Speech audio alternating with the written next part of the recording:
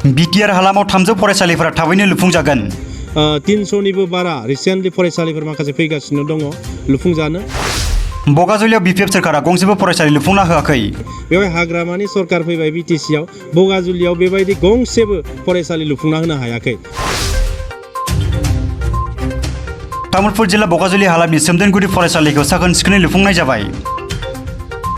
सोरखारनि मददजों आबुङै लुफुंनाय सोमदोनगुदि फरायसालिखौ बियाबनि एमएलए जलेन दैमारिया बेखेवनानै होयो। सोमदोनगुदि फरायसालिखौ बेखेवनानै जलेन दैमारिया बुंथियोदि रायजोआव सोलोंथाइ बिथिंखौ जौगाहोनो गोब्राब खामानि मावगासिनो दं खुंथाइ गोहोआव थानाय सोरखारा। बिटिआर हालामाव गुदि फरायसालिफोरखौ समायनायै लुफुंनो थाखाय आसाम सोरखारनो जुनियायै 300निबो बारा फरायसालिफोरनि थाखाय रांनि पेकेजखौ होनाय जादों आरो बियो थाबैनो मावफुंजागोन। बेजों लोगोसेनो आथिखालाव आसाम सोरखारा 3000 गोजौ फरायसालिफोरखौ खेबसेनो लुफुंनो बिथांखि लानायाव बिटिआर हालामनि गोबां गोजौ फरायसालिफोराबो लुफुंजागोन होनना बुंथिदों एमएलए जलेन दैमारिया।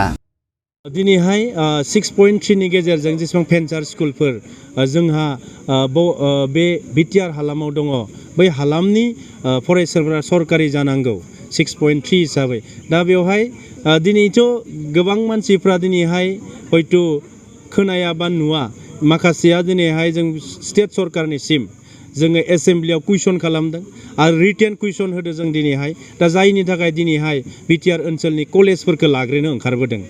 दा दिनै बिटिआर ओनसोलाव थानाय माखासे भेन्सार कलेजफोरा दिनै लाजासिगोन। दा बेनि थाखाय अलरेडि खामानिया जोबजोबखाबाय। बेनि उनाव जि जोंहा थालांनाय स्कुलफोर थागोन फरायसालिफोर थागोन बै फरायसालिफोरखौबो 6.3नि आन्डाराव आसाम सरकारा लानायनि थाखाय बेबस्था खालामगासिनो दङ। गोजोनथाव बाथ्रा बगाजुलि हालामनि थाखाय दिनैहाय मानोना बिटिआर सुक्ति जाखांनायनि उनाव इउपिपिएल सरकार फैनायनि उनाव प्रमद बर' बिथांनि दैदेननायाव दिनैहाय जों बिटिआर सरकारनिफ्राय बेवहाय गंसे फरायसालि लुफुंनानै होनो हाबाय। बियो जोंनि थाखाय जोबोर गोजोनथाव बाथ्रा। मानोना थांनाय 2000 बिटिसि सुक्ति जानायनि उननिफ्राय 2003 मायथाइनिफ्राय बेवहाय हाग्रामानि सरकार फैबाय बिटिसिआव बगाजुलियाव बेबायदि गंसेबो फरायसालि लुफुंना होनो हायाखै। बे जोबोर दुखुनांथाव बाथ्रा। बिथांमोना खुगाल' बाथ्रा बुङो खिन्थु गंसेबो बगाजुलियाव बिदि फरायसालि लुनो हायाखै। खिन्थु जोङो इउपिपिएल सरकार फैनाय लोगो लोगो गंसे मोजां फरायसालि जों बेवहाय लुफुंना होनो हाबाय प्रमद बर' बिथांनि दैदेननायाव। बेनिखायनो तामुलपुरनि आङो एमएलए हिसाबै आरो बगाजुलिनि रायजोफोरनि जानानै प्रमद बर' बिथांनिसिम मानगोनां बिथांसिम रोजा रोजा साबायखर बावदों।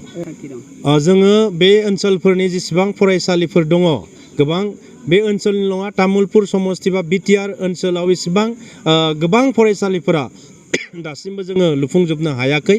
बेखायनो आसाम सरकारनिसिम बिटिआर ओनसोलनि फरायसालिफोरखौ लुफुंनो थाखाय एक्सट्राके पेकेज आरो फरायसालिफोरनि मुंखौ होनाय जादों। दा बियो रिसेन्टलि गोबां फरायसालि लुफुंजागोन। 300निबो बारा रिसेन्टलि फरायसालिफोर माखासे फैगासिनो दङ लुफुंजानो।